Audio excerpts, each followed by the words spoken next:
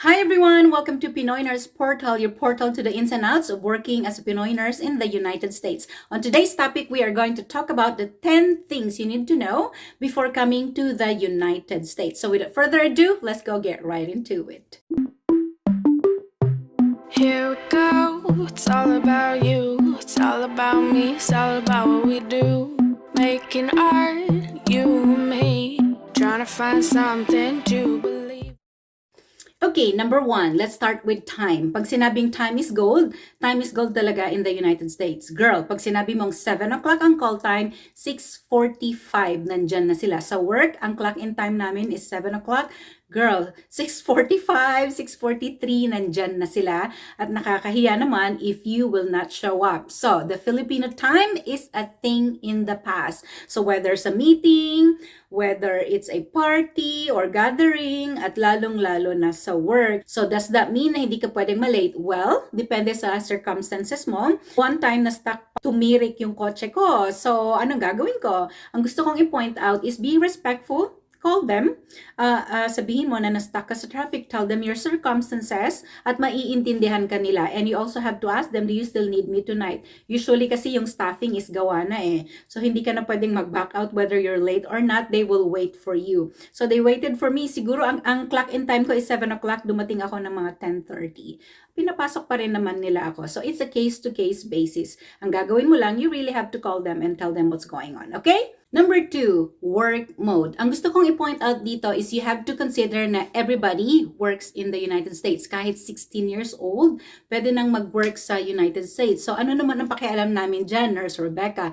Well, anyway, ito ang point ko. Halimbawa, yung friends ninyo sa Philippines, pagdating niyo dito sa US, hindi pwedeng kakatok ka sa labas ng pintuan nila at makipagtsikahan. You have to be considerate. Isipin mo, did she work last night? Did she work yesterday? Does she need to relax today and sleep? Ganon. So, kailangan mong, in other words, kailangan mong mag-set up ng appointment bago mo makita yung kamarites mo sa Philippines, okay? Minsan nga, yung mag-asawa, sa daanan na lang nagkakawayan, papasok na yung babae, pauwi pa lang yung lalaki at ang mga anak ay nasa bahay. Kaya be grateful kung meron kayong relatives, kamag-anak na nag-aalaga sa mga anak ninyo, especially your parents, guys. Napakahirap kasi ng mga bata, yung mga anak namin. And one of us needs to stay at home to take care of the kids. So isa lang sa amin ang nag-work. Wala kaming ganon pribilehyo ng mga magulang na mag-aalaga sa mga anak namin. So salamat sa lahat ng mga magulang nag-aalaga ng anak ng nurse sa United States. Number 3, the language. Anong ibig kong sabihin dito? Well, everybody speaks English in the United States, of course, but expect to see Spanish-speaking patients only. Especially if you live in Arizona, California, and Texas. Kasi border yan ng Mexico and United States. Does it mean you have to speak English? The answer is maybe, but not necessarily. Kasi all hospitals here have interpreter. Meron silang phone interpreter. They also have an in-person interpreter. So don't worry about that. The second thing that I'd like to point on this subject is that don't be insecure about your English. If your English is not perfect like mine, ilang taon na ako sa US, hindi pa rin perfect ang English ko. And that was my biggest insecurity when I first arrived dito sa US. Sabi ng manager ko, Rebecca, what's hard? I said, my language. Sabi niya, what's wrong with your language? You speak good English. Sabi ko, minsan na-insecure ako sa language ko. And then she asked me, does your patient understand you? Do they understand you? Sabi ko, yes. Well, yan ang importante. What's important is they understand you. People here are very forgiving of your grammar, very forgiving of your diction. Okay? All you have to do is be confident and tell them, English is not your first language, especially kapag nag-o-orient ako, lagi ako may disclaimer. Okay, sabi ko, hey, my first language is not English, okay? So you understand, you have to finish some sentences for me. If you understand the context, take it from the context. At saka finish the sentence for me. Ganun lang sila. Napakabait nila dito. So don't worry if your English is not perfect. Kaya nga merong IELTS before you come to the United States. Really work on your IELTS. Pag pumasa kayo sa IELTS, ibig sabihin, pasok kayo sa banga, you can work in the United States. Okay? Number 4, the people. Let's divide that into 3 categories. The people in your community, the people at workplace, and your patients. Maybe we could talk about the people in the community first. Basically, katulad ng sinabi ko, they are very forgiving, they are very nice, okay? And it depends kung ikaw ay introvert or extrovert. I am very introvert, so ako yung tipong hi and hello lang sa neighbors namin.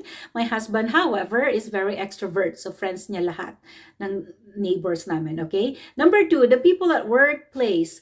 1, especially pag new kayo, they are very supportive, they are very forgiving, pero kailangan mong ipakita na you are also nice, that you are knowledgeable, and that you are confident at mapagkakatiwalaan ka. You can fake your confidence, okay? But never ever fake your knowledge. Pag-uusapan natin yan sa topic number 3, which is the patient. Patients in the United States are very assertive and they are very knowledgeable. So, ano ang nursing responsibility nyo? Ito na, kapag hindi mo alam yung tinatanong ng patient, don't ever give them wrong information. It's okay to say, I'm sorry, I'm not very familiar with that. Let me ask someone. Okay? You could ask your charge nurse or you could ask Google. Okay? And siguro ang tip na maibibigay ko sa inyo is if you have a patient, it's okay to Google yung case mo nila. Go to their H&P, history and physical. Tingnan nyo yung history ng patient. Oh, ito. And then you really have to look into their medication. Okay? Kailangan alam mo, pagpunta mo sa patient, you are well equipped in your workplace. May Google, napakadaming resources. And if you don't know, like I said, it's okay to say, I don't know. It's okay to fake your confidence, but never ever fake your knowledge, okay? Don't ever give your patient wrong information, mapapahiya ka. It's really okay to say, I don't know. Say, we could look it up together. Or you could say, let's ask someone. Napakabait nila dito. Huwag ka lang magmamagaling na alam mo, okay? Number 5, religion, culture shock pagdating ni Nurse Rebecca sa US. Kasi hindi pala lahat ng tao dito ay Catholic o kaya Muslim, o kaya Iglesia ni Cristo, hindi katulad sa Philippines. Dito, pagdating mo, napakadami, ganito kahaba yung listahan ng religion. Bakit ko to pinapoint out? Kasi I will share a true story. But before that, sabihin ko muna that during the admission, it's part of the admission question to ask them their religion. Hindi mo tatanungin, what's your religion? There's a better way of asking them that. You have to say, or you have to ask, what's your religious affiliation? Magugulat ka, madami sa kanila, walang religion. Sabi nila, wala. And it's also okay. So the nursing responsibility that I'd like to point out is do not impose on your religion. Let's say nalaman mo, your patient has no religion. Girl, wag mong i-Bible study, okay? True story, one of the nurses, bin-Bible study niya yung patient. Siyempre magugulat yung patient, di ba? Kasi they have the right to choose their religion. Nireklamo siya nung pasyente. Okay? Next topic. Number 6, you will encounter patients that are homeless in the United States. So, anong gusto kong i-point out sa topic na ito? As a nurse, you cannot discriminate on your patient. Whether you have a paying patient or a homeless patient, you treat them the same. Kung gutom yung paying patient at gutom yung homeless patient, you have to feed them the same. There is no discrimination because of the no dumping law. Alam nyo, kapag winter sa United States, madami kaming homeless patients. Kasi nga maginaw sa labas, wala silang tirahan. So, nursing responsibility, treat your homeless patients the same. Okay? Okay, next, let's talk about money. Pero ito muna, number 7, 13-month pay. Girl, pagdating mo sa United States, do not expect 13-month pay. Whether you're a nurse, kung ano man trabaho mo sa US, walang 13-month pay. Especially sa nurses, we are beautifully compensated. Hindi mo na kailangan ng 13-month pay, dai. Okay? Okay, number 8, we are paid per hour. Girl, the moment na nag-clock in ka, yung metro mo parang taxi pumapatak. Kaya the expectations sa nurses in the United States is very high. Kailangan mong mag-deliver. Kailangan mong tapatan yung binabayad nila sa iyo. When I first came to the United States, that was 2006, $20 per hour na ang kinikita ko noon. Ang groceries noon, ang isang cart, $50 lang. Ngayon, napakataas na ng sahod ko. Pero girl, pag nag-grocery ka, ang $50 mo, isang isang bag na lang. Well, anyway, ang point ko doon, you really have to deliver. Expected nila sa iyo na pagpasok mo, pag clock in mo, ay nagtatrabaho ka talaga. Hindi na katulad nung sa Chinese Gen. Shout out sa lahat ng nurses sa Chinese Gen sa 4C. Ako nag-work dati. My God, pagdating ng alas 12, pinapatay na yung ilaw. May kanya-kanya na kayong unan at tada! Natutulog ng ganyan. Hindi na pwedeng ganyan sa US. Be ready to work and be ready to deliver. Nakakahiya naman. Binabayaran tayo na parang taxi. Kailangan mo naman mag-deliver. Okay? Okay, next. Paganda na ng paganda ang topic natin. Let's talk about overtime pay. In Arizona, you are paid 1.5 after 40 hours. Hindi ko alam kung lahat ng hospitals ay ganyan. But every week, you are expected to work 36 hours, pero ang overtime ay nag-uumpisa sa 41st hour. Anong ibig kong sabihin ng 1.5? Let's say your base pay is $40. Multiply that by 1.5, yun yung overtime pay mo. Let's say you work 100 hours sa isang pay period because we are paid every 2 weeks. So bi-weekly ang payment. So let's say 80 hours lang ang work na expected sa'yo, but you work 100 hours sa pay period na yon. Isipin mo yung 20 hours na yon, which is times 40 times 1.5, yun yung extra na sahod mo. 'Di ba? Napakaganda. So halina kayo, punta na kayo sa US. Pero mag-work muna kayo sa Pinas, okay? Number 10, let's talk about differential pay. Ano naman yung differential pay? So aside from overtime pay, meron din silang tinatawag na differential pay. Ano naman yung differential pay? When you work on weekends, iba ang rate niyan. At saka if you work night shift, iba ang rate niyan. Kaya gustong-gusto kong nag-work ng night shift, one, tahimik, walang relatives, walang mga physical therapist, walang mga doktor. Ang doktor lang na nandoon ay yung on-call doctor.